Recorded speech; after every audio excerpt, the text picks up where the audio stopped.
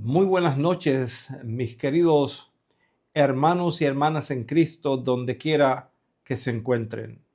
La paz de Dios sea siempre con todos ustedes y con todo el pueblo de Dios que invoca su nombre, ahora y siempre. Mis queridos hermanos, hermanas, todos los que por este medio nos escuchan,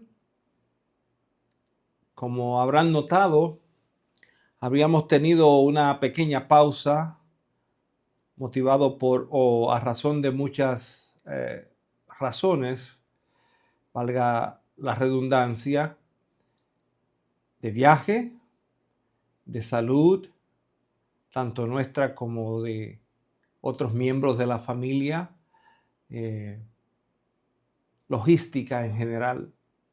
Pero aquí estamos para la gloria de Dios en una entrega más, la segunda y última parte del tema que ya habíamos iniciado en nuestra última entrega sobre la idolatría. Hoy agotaremos la segunda parte, la parte conclusiva. Como recordarán, estuvimos hablando sobre el Éxodo, capítulo 20, 3 al 5, y hoy vamos a complementar este pasaje de las Escrituras con Romanos capítulo 12, 1 al 3. Romanos 12, 1 al 3. Ténganlo a mano para en su debido momento leerlo. Pero vamos a iniciar formalmente esta entrega encomendándonos al Señor y pidiendo de Dios su dirección. Oren conmigo. Señor, gracias te damos por este día, por esta oportunidad de llegar a nuestros hermanos y hermanas donde quiera que se encuentren. Te pedimos, Señor, que tú tomes el control de esta ocasión, de este medio, para que nuestros hermanos sean edificados en la palabra de Dios. Que tu Espíritu Santo sea nuestro guía, director. En el nombre del Padre, del Hijo y del Espíritu Santo. Amén. Como recordarán, Éxodo capítulo 20, 3 al 5, contiene, entre otros versos, los 10 mandamientos. Este pasaje aborda, en primer lugar, el problema de la idolatría y lo hace de una forma tajante, enfática. Y por esto preguntamos la vez anterior, ¿qué implican directamente para nosotros los primeros 2 mandamientos precisados en el Decálogo, en el texto de Hebreo? Ya afirmamos que lo primero que debemos aceptar, entender, es que cuando Dios prohíbe el culto a otros dioses antes o además de Él, el Señor está implicando en su mandato que no hay otros dioses. Dice el texto claramente: yo soy el Señor y no hay otro. También lo afirma así en Isaías capítulo 45, versículos 5 al 7, donde se reafirma desde luego lo ya establecido en el Éxodo. ¿Cuántas veces damos el primer lugar en nuestras vidas a cualquier otra cosa o persona antes que a Dios? Estamos en violación del mandamiento, no hay dudas. Dios espera que le amemos con todas nuestras fuerzas, haciendo de su voluntad nuestro deleite, y el glorificarle, el honrarle y obedecerle, nuestra meta en la vida. Si el primer mandamiento demanda un culto o devoción exclusiva a Dios, El segundo mandamiento requiere un culto o devoción sincera y espiritual. Jesús lo pone o dice de esta forma: Dios es espíritu y los que le adoran deben adorarle en espíritu y verdad. Juan capítulo 4, versículo 24. Cuando la palabra prohíbe el culto a los ídolos, no debemos interpretarlo como la prohibición de formarnos cualquier imagen visual, sino el rendirle culto a ello. Podemos tener una fotografía de un ser querido, de un líder, sea religioso o político. Podemos tenerlo en nuestras casas, en nuestras oficinas, pero de ahí a adorarle, a rendirle culto, ya es otra cosa.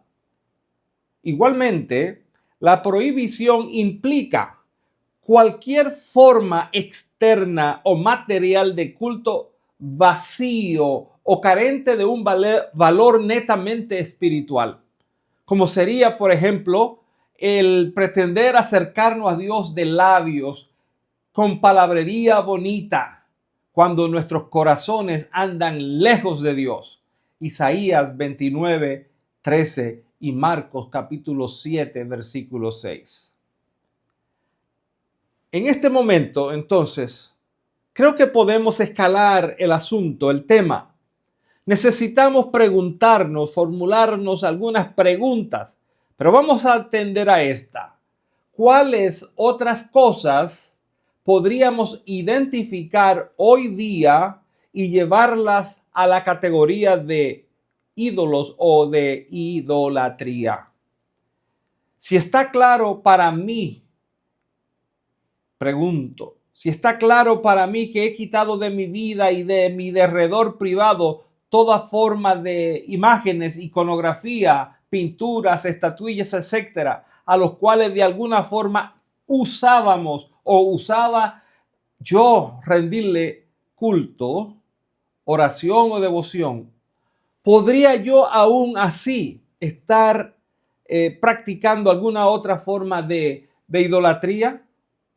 Creemos que ese podría ser precisamente, en efecto, el caso. Esa posibilidad siempre ha existido. Y es aquí cuando debemos entonces recurrir a lo que nos dice el apóstol Pablo en Romanos capítulo 1 al 2. Y dice: les ruego a ustedes, hermanos y hermanas, por las misericordias de Dios, que presenten sus cuerpos como sacrificio vivo, santo y aceptable a Dios, el cual es su culto espiritual. No se conformen, sigue diciendo Pablo, no se conformen a este mundo, sino que sean transformados por la renovación de sus mentes, de manera que ustedes puedan discernir, entender lo que es la voluntad de Dios, la cual es buena y aceptable y perfecta, dice el apóstol. ¿Podrían ahora ustedes estarse preguntando, ¿y qué tiene que ver este texto en particular con la idolatría? La cual obviamente no se menciona en el texto de forma directa. Claro, correcto, muy bien. Pero vamos a ver. En el texto, Pablo urge a la iglesia en Roma a que se entreguen a sí mismos en forma de sacrificio vivo a Dios, de ofrenda viva a Dios, lo cual vendría a ser un culto, una dedicación espiritual, es decir, vivo de ellos para el Señor. El apóstol, lógicamente, no está hablando del culto judío que se ofrecía en el sistema sacrificial del Antiguo Testamento, el cual consistía en la entrega y uso de animales para ser sacrificados, para ser usados en forma de ofrenda sustitutiva de quien traía u ofrecía su culto en el tabernáculo y luego, posteriormente, en el templo de Jerusalén.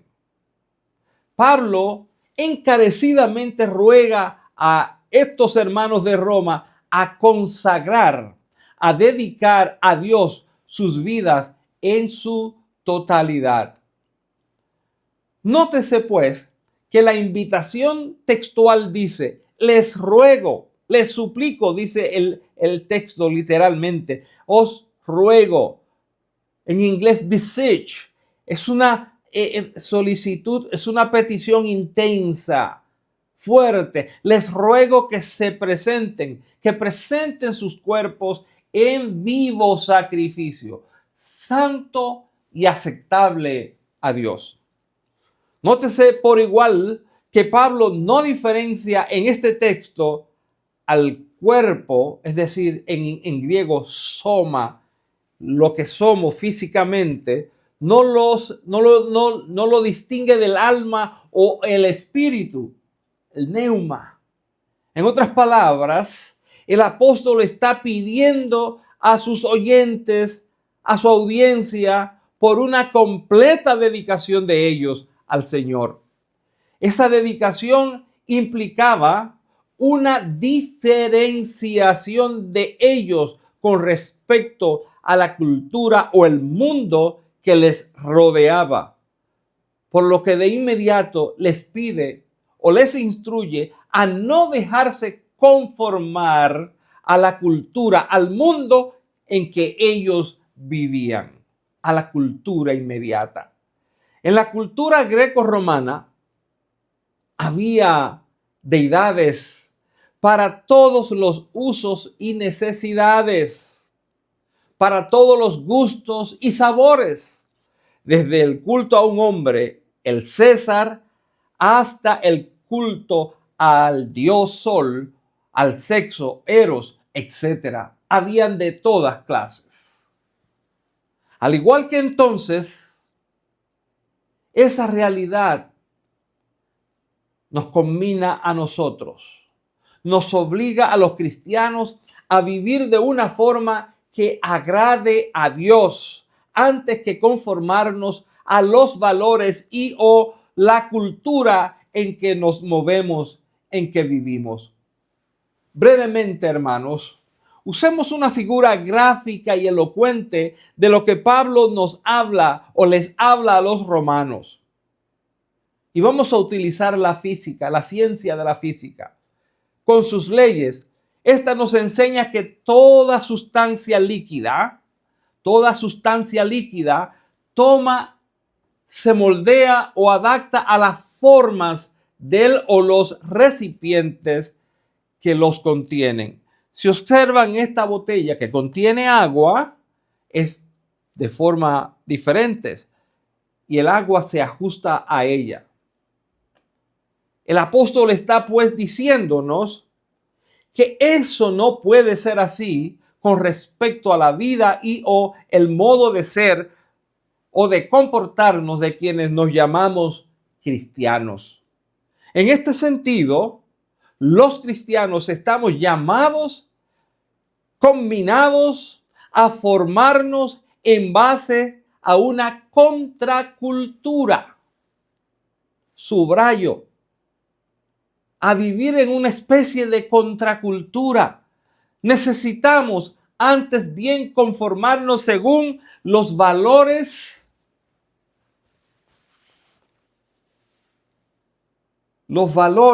del reino de Dios y sus principios, no el de los hombres, no de la cultura prevalente.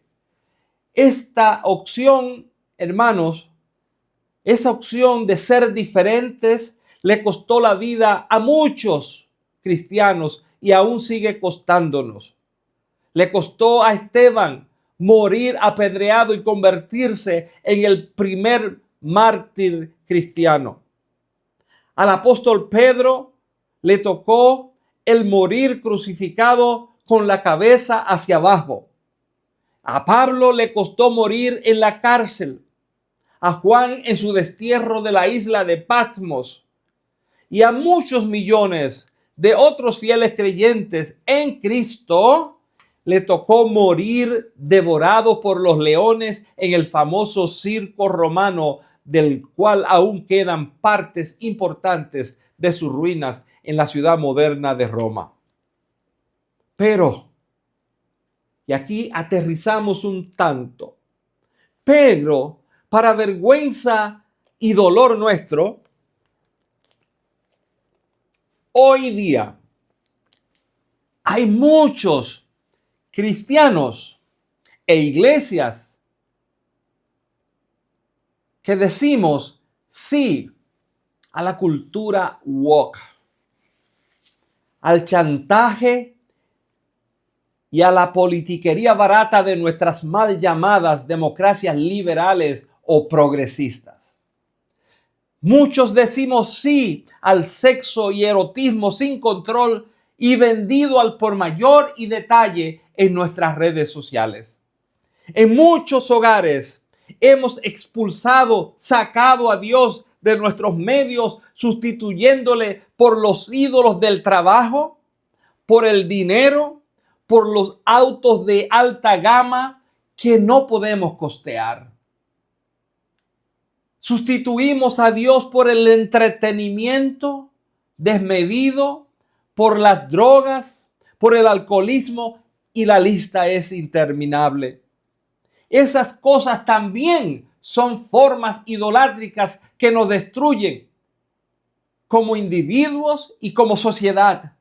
Donde no está Dios en primer lugar y su reino y sus valores, allí no queda nada. Que no nos llamemos a engaño, a no ser muerte en todas sus formas. Quiero hablarles de un gran líder cristiano, para mí uno de las más grandes figuras del Antiguo Testamento y toda la Biblia. Josué, el líder que condujo al pueblo de Israel hasta la tierra prometida 1500 años antes de Cristo.